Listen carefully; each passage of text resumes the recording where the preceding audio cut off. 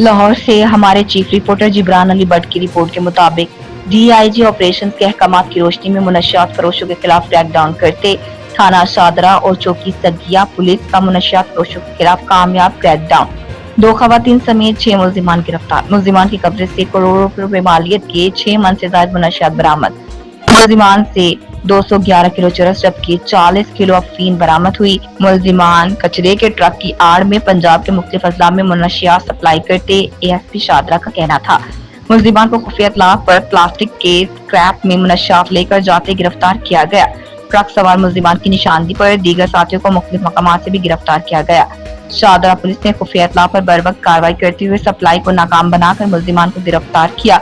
गिरफ्तार होने वालों में 2 जोड़े मियां बीवी के भी शामिल जो मिलकर मुनशियात फरोशी का धंधा करते थे। गिरफ्तार मुल्जिमान में अब्दुल बासित, सलाहुद्दीन, इब्रार, अनमोल इब्रार, आमिर बाबू और फातिमा आमिर बाबू शामिल हैं। मुल्जिमान के जेर इस्तेमाल ट्रक को भी पुलिस तहवील में ले चुकी है। मुल्जिमान के खिलाफ मुकदमा दर्ज करके तहकीकात का आगाज कर दिया गया है। पंजाब भर में मुनशियात की सप्लाई करने वाले मुनशियात फरोशों की गिरफ्तार पर एसएचओ शादरा तहसील नंजू, चौकी इंचार्ज सगिया इमरान और टीम को शाबाश और तारीफी सर्टिफिकेट का भी ऐलान किया गया।